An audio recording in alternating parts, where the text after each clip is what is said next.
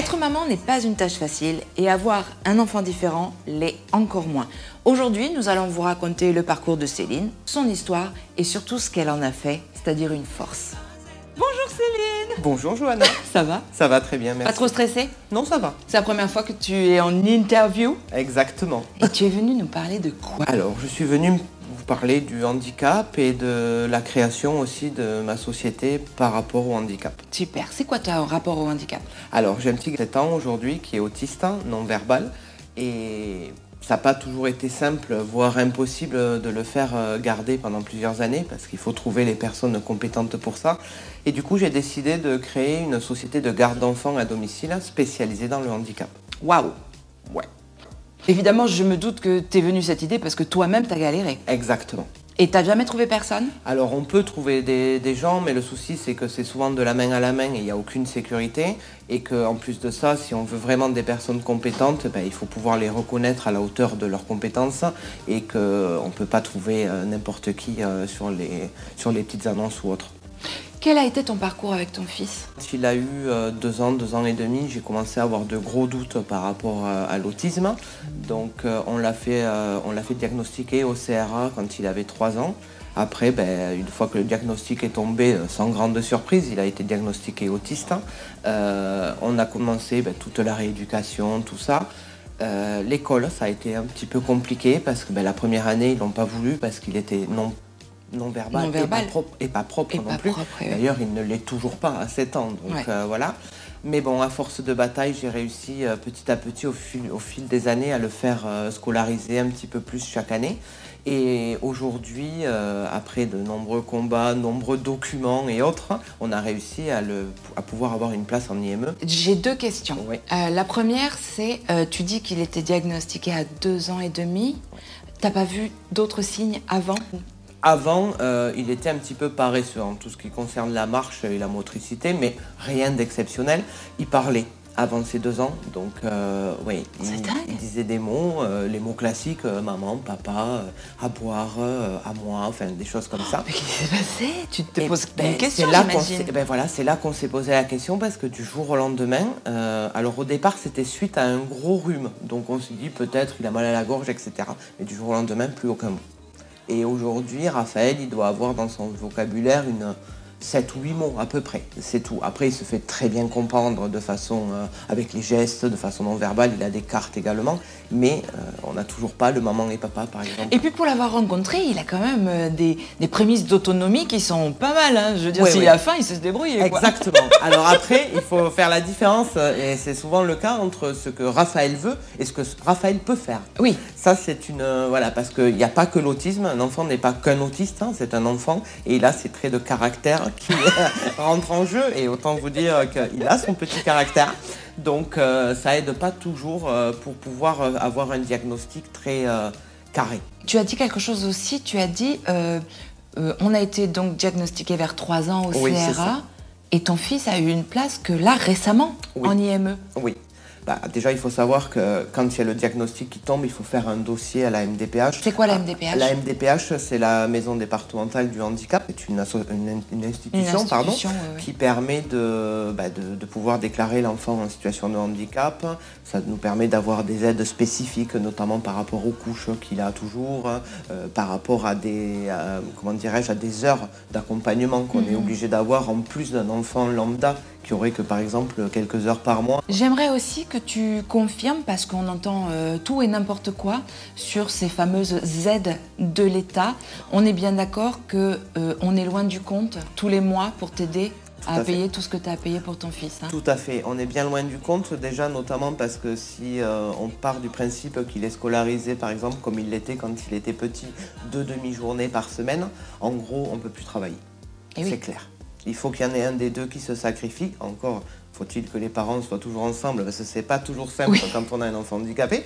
Mais il y en a toujours un des deux qui se sacrifie. Et en réalité, 2 demi-après-midi par semaine, c'est juste impossible de travailler, parce qu'un employeur ne te prend pas pour 2 demi-journées.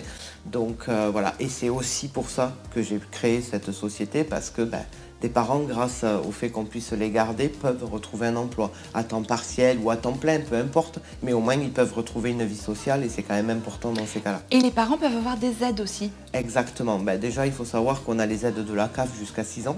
Donc le CMG est ouvert à tout le monde, peu importe le revenu. Donc effectivement, on a ces aides-là. Et au-delà de 6 ans, soit la PCH, justement donnée par la MDPH, prend un petit peu le relais, soit après le crédit d'impôt immédiat qui clairement divise les factures en deux. Ça, le crédit d'impôt, c'est hyper intéressant du coup pour les familles. Ça. Alors après, c'était pas très simple pour y affilier, c'est toujours un petit peu administrativement, c'est long. Parce que tu es affilié à tout ça du coup. Exactement, et ça permet de diviser la facture en deux, ce qui fait qu'on revient à un taux horaire qui correspondrait à un taux horaire qu'on ferait de la main à la main, sauf qu'on a quand même des garanties derrière qui sont autres que... Eh oui. Voilà. Alors comment tu fais au niveau de ton recrutement? Tu recrutes des gens avec expérience ou tu les formes? Alors, je fais les deux. Oui. Déjà, je recrute en premier lieu des gens qui ont de l'expérience. Alors, il y a le recrutement pour les enfants sans handicap et avec handicap. Donc sans handicap, on demande une expérience de au moins 4 à 6 mois avec des enfants. Après, par contre, pour les enfants avec handicap, à ce moment-là, on demande soit des diplômes, soit des compétences dans le milieu. Voilà. Après, on fait des contrôles de référence, etc. C'est quand même très sérieux parce que il faut pouvoir placer une personne qui a des compétences et de confiance. Bien sûr. Voilà, parce que sinon, ça devient vite compliqué. Et puis, une personne qui ne connaît pas le handicap, qui doit faire face à une crise, par exemple, parce que ça peut arriver. Malheureusement, il y en a qui ne peuvent pas le contrôler, donc ça arrive. Il faut que la personne sache quoi faire, parce que ça peut être dangereux pour elle, pour l'enfant, si c'est pas le cas. Est-ce que tu as déjà eu le cas de personnes qui voulaient se confronter au handicap et qui l'ont pas supporté? Oui. Ça arrive, hein. J'ai des personnes, alors pas celles qui ont forcément déjà travaillé, mais j'ai des personnes qui aimeraient essayer. Donc comme je propose quand même des formations sur certains handicaps, notamment l'autisme, parce que c'est celui qu'on connaît le mieux. Voilà, c'est vrai qu'on a fait des essais. Alors je fais toujours des essais supervisés pour que justement la personne ne se retrouve pas en difficulté. Et il y a des personnes qui sont revenues au bout de 2 heures de garde en me disant non, je peux pas. Oui, et oui. Voilà. Ils t'ont expliqué pourquoi? Alors, il y a certaines personnes qui ont des appréhensions par rapport au handicap, voire même de la peur. Ça arrive encore. Et il y en a d'autres qui ne se sentent pas les compétences ou la patience. Parce que il faut être doté d'une patience d'ange pour pouvoir toujours supporter ou encaisser ce qui se passe. Et c'est pas le cas de tout le monde. Ouais. Voilà. Sur quel secteur tu es? Alors moi j'ai la chance d'avoir mes agréments pour toute la Haute-Garonne. Donc je fais vraiment toute la Haute-Garonne. Et ça permet à des gens qui sont dans des petits villages, qui parfois n'ont pas forcément de moyens de garde, ou d'autres agences ne les prennent pas forcément, de pouvoir accéder à ce système de garde aussi. Oui, c'est génial. Moi je trouve ça génial, hein, parce que si tu veux, c'est quand même, moi étant concernée aussi par ce sujet, c'était pas évident. J'ai eu la chance, moi, de trouver des gens avec une patience d'ange pendant plusieurs années, donc c'était plutôt cool. Comment vois-tu l'avenir de Raphaël? Alors l'avenir de Raphaël, c'est pas toujours évident. Après, je suis quand même un petit peu plus sereine. J'étais très stressée par rapport à son entrée en IME, mais bon, maintenant c'est derrière nous. Et je vois que les gens ont cette compétence, cette patience aussi, et puis cette bienveillance, quelque chose qui est quand même important dans le handicap. Donc je suis un petit peu plus sereine par rapport à ça, parce que j'avais un petit peu une épée de Damoclès au-dessus de la tête, sachant que l'école ne l'accepterait plus à partir de l'année prochaine. Donc voilà, déjà je suis un petit peu plus confiante. Je sais qu'il peut être en IME jusqu'à maintenant, c'est 18-20 ans, donc ça lui permettra d'évoluer. Nous, on continue aussi notre travail de notre côté. L'avenir nous le dira après. Ouais, c'est ça. Voilà. Est-ce que tu fais partie des familles qui se fixent des objectifs, ou est-ce que le handicap t'a appris à laisser couler, je dirais? Le handicap m'a appris à laisser couler, parce qu'en fait, fixer des objectifs avec un enfant en situation de handicap, c'est aller droit dans le mur. C'est ça. Bon, déjà, on est ses parents, donc c'est pas forcément avec nous qui fait le plus de progrès et qui les montre le plus facilement. Donc non, en fait, on prend la vie comme elle vient, parce que sinon, on se met martel en tête et c'est pas possible. Est-ce qu'avoir eu Raphaël, ça t'a changé? Oui, mais en bien. Oui, c'est ça.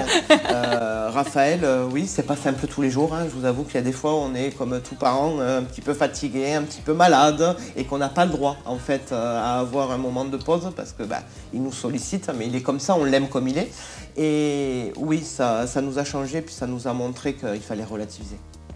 Merci beaucoup, Céline. Avec plaisir. À bientôt.